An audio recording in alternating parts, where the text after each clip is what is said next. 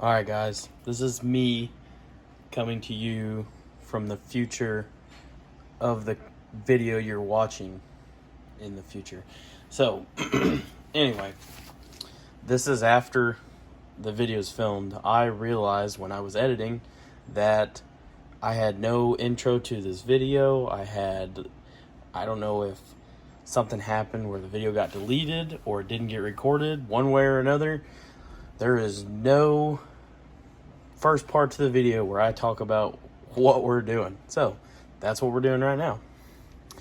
We are working on the 300 blackout, shooting 168 grain eldm. We're starting at 18.9, working at 19.7. We're shooting 2 grain increments, 2 shots per increment. So we're starting at 18.9, 2 shots, so we're going to go to 19.1, 2 shots, and so on and so forth. But the idea behind all this, I was looking into shooting a heavier grain bullet for hunting.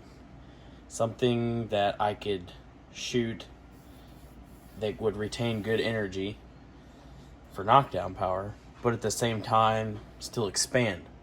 Well, I've been curious about the match bullets. I know match bullets aren't for hunting, but you got to understand we're not shooting at match caliber velocities here. We're shooting at slow velocities, like almost getting to like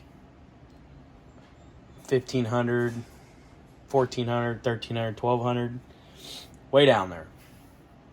And I realize we probably need to test this theory in ballistic gel before we get too deep in the weeds on it, but I want to see how close to 2,000 feet per second we can get, and we get close. So, which is awesome, because at 2,000 feet per second, with this weight of bullet, it carries enough energy to ethically kill, which most people say is 1,000 foot-pounds, like almost out to 250 yards, which is insane for a 300 blackout. There ain't many people out there that are going to take a hunting shot at 250 yards with 300 blackout. So that's where we're at. That's what we're going to try to do, I guess.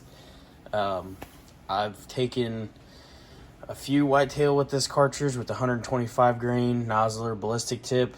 Kind of subpar performance. Wasn't all that happy with it.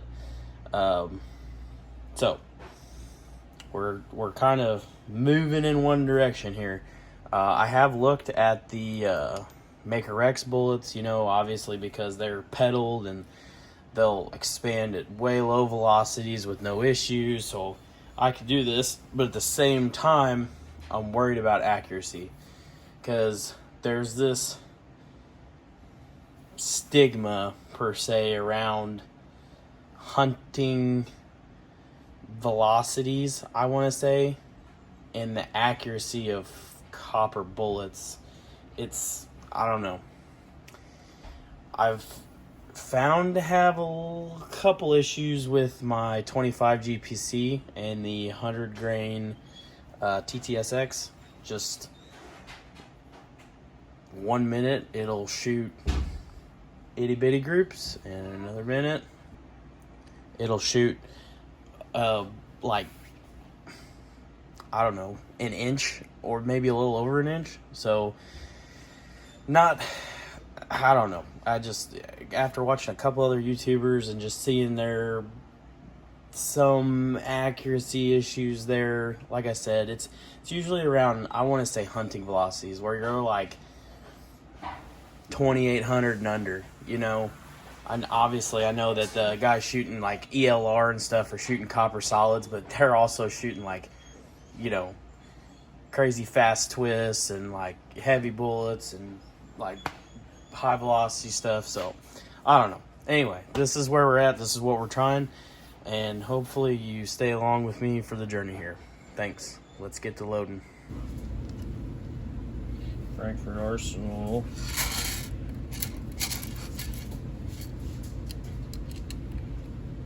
Hand primer.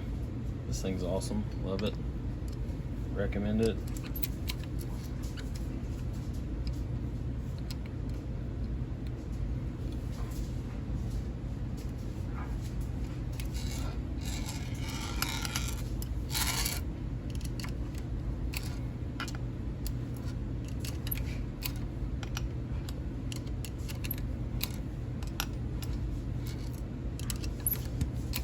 Well, made light work of that.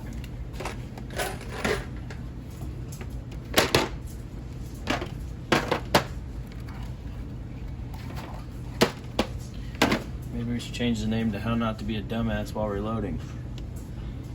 Alright. That one's got a primer in it.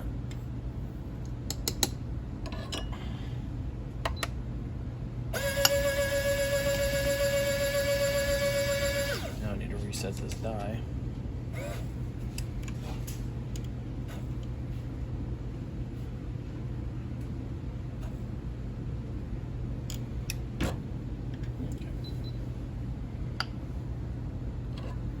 Here, I was worried about the bullets being seated out too long and wasn't going to fit in the chamber.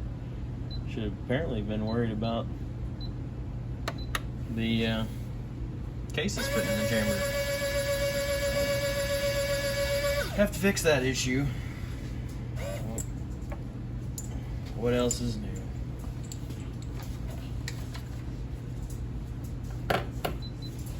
Just more bullets to pull.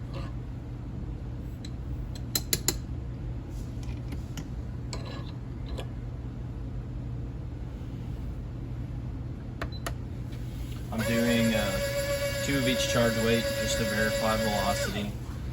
It's always a good thing to do when you're hunting for a velocity node. I'm going 0.2 grain increments from 18.9 to 19.7. Want to stay at that higher end because obviously this being a hunting load, I want the fastest velocity I can get.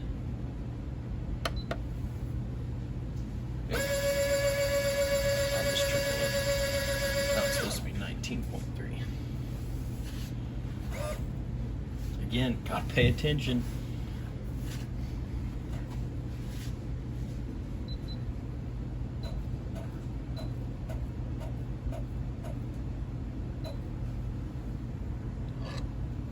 Oh, that was supposed to be 19.3. See, here I am. Messing it all up.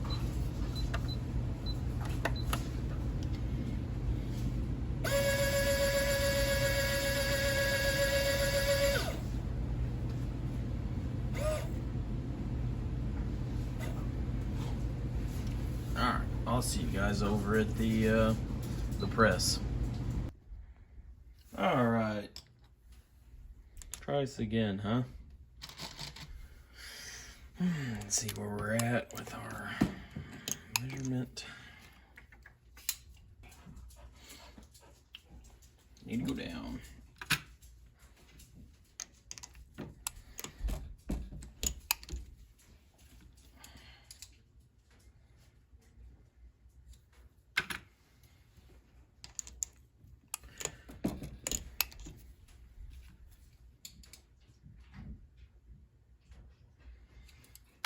Good enough. 2.262.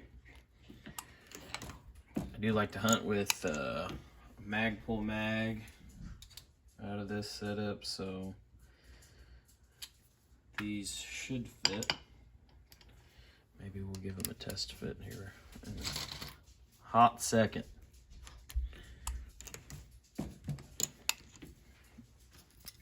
I don't know if these are going to grow any. They're growing some.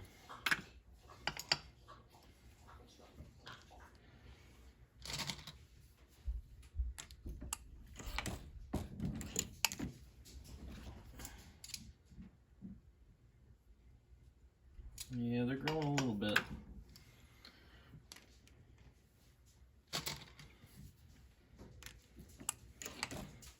I do believe these probably are compressed. I don't hear any powder moving in there. 2.27.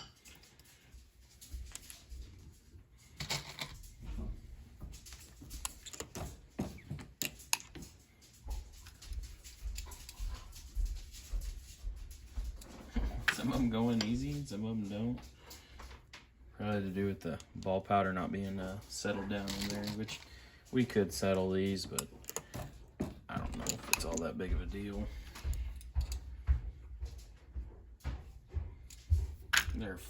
The overall length is floating around anywhere from the lower end was 2.62 when we started, and the upper end was right around 2.7. Now we're at 2.72, and this is the last charge weight here. So they're growing a little bit.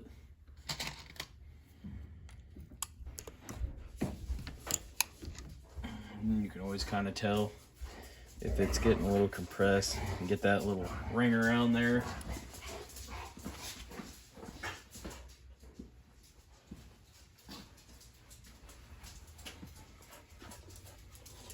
.268.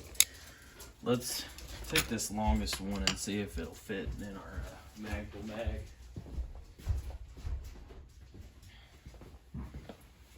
This is what I've been running. 125 grain nozzler ballistic tip. Haven't seen those things in, I don't know, it's probably been about a year.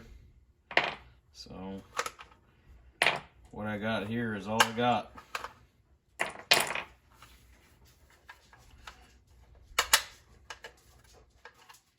Oh yeah, just barely.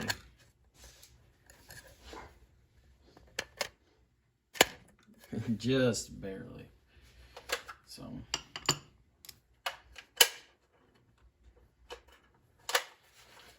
do need to reset. See that one from a while ago.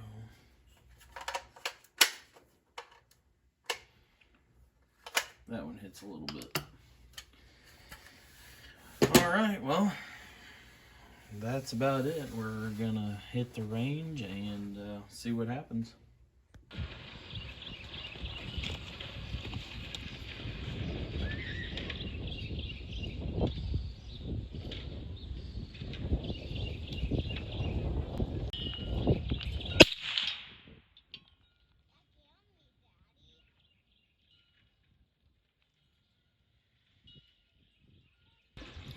All right, guys, it's a little windy out here.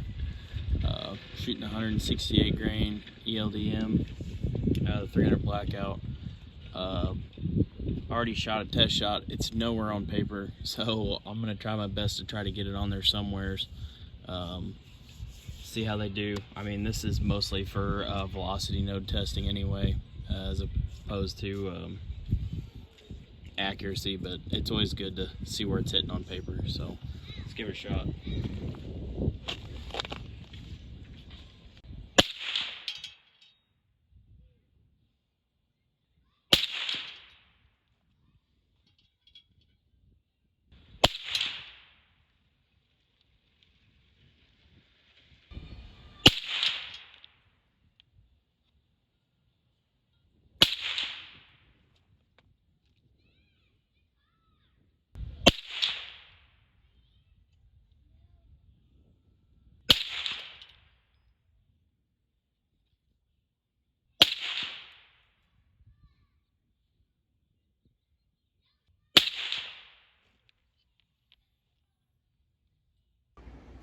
Alright guys, we're back on the bench here. The 300 blackout did pretty good. Got really close to what I was expecting for velocities. You know, as far as we were trying the stick powder, the 5744 accurate, hoping to get these velocities, but I was just having pressure problems and a lot of unburnt powder coming out of the end of the barrel and stuff like that. So we switched over to a little bit faster powder, ball powder, Shooter's World blackout. The equivalent to it in the Hodgdon lineup is I do believe 2230. I might be wrong about that. I'll notate it in the video if I am. But here's our results. We started at 18.9 grains. We did 0.2 grain increments. We did 2 shots at each increment, worked our way up. It looks like we got a node right here at 19.5 and 19.3. So anywhere in here looks to be like a pretty good spot. So maybe like 0.1 on both sides of 19.5. Do some 5-shot groups there. Checking that node, see if it's a good node. Just from looking at the velocities there, it looks like it'd probably be a pretty good node. The idea behind testing this 168 grain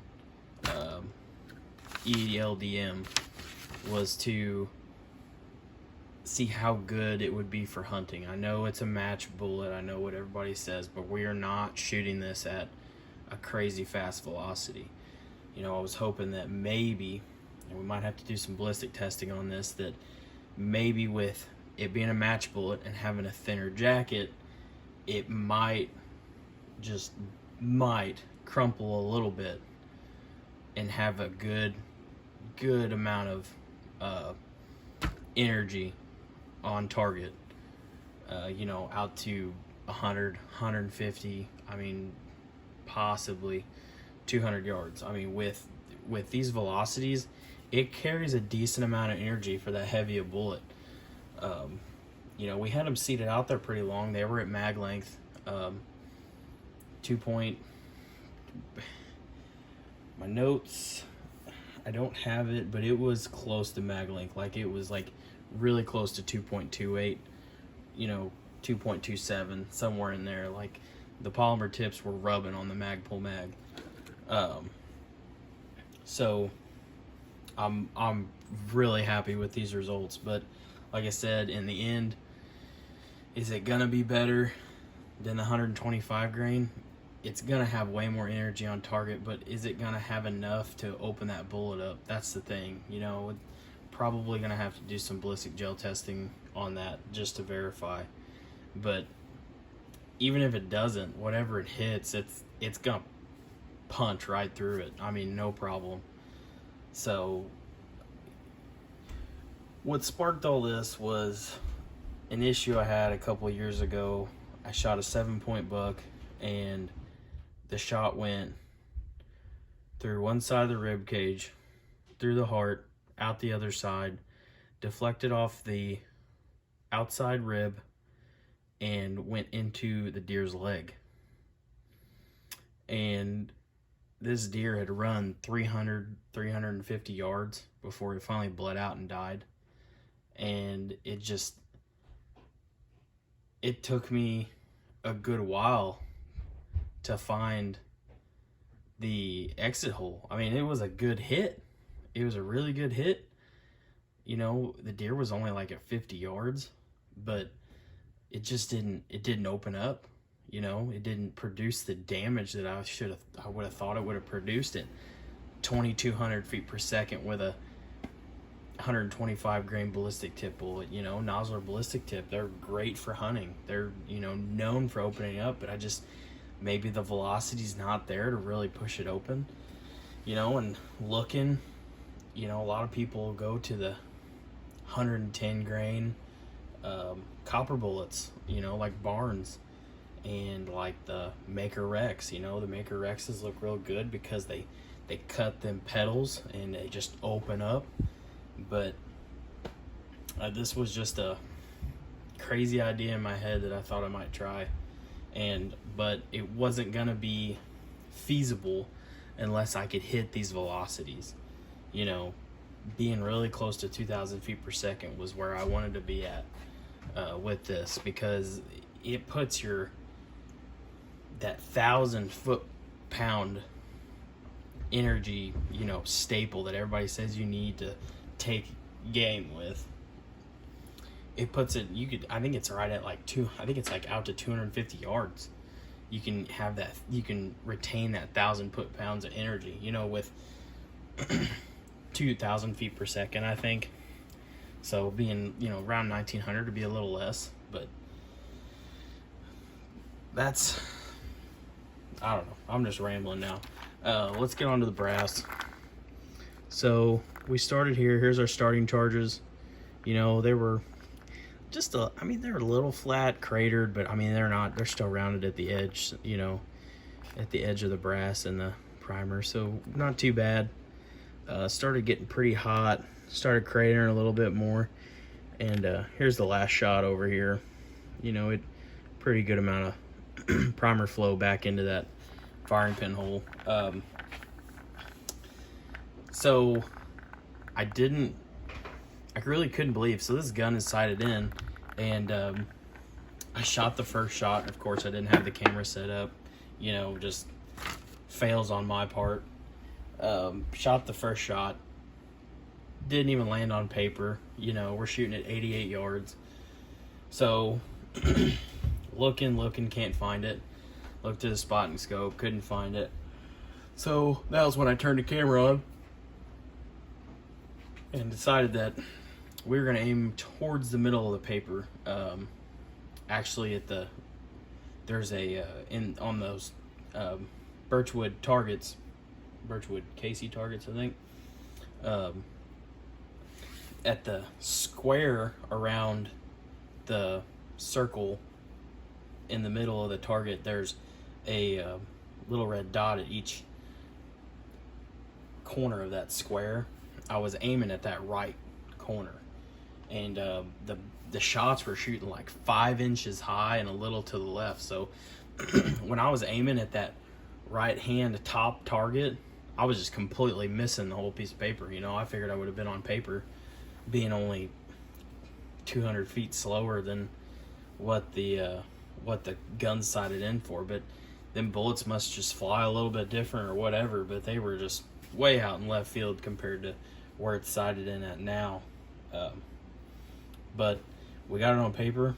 They seem to be hitting pretty decent, you know. I'm not shooting for groups when I do this normally, but it's always nice to see where they hit at, you know, how close they are. Lets you know if the gun's gonna really shoot the bullet or not. And they seem to be pretty decent laying them in there, you know, especially these node, what I'd call the node shots there, seem to be pretty good. So brass looks good, you know, no ejector swipe, no extractor swipes on it or anything like that.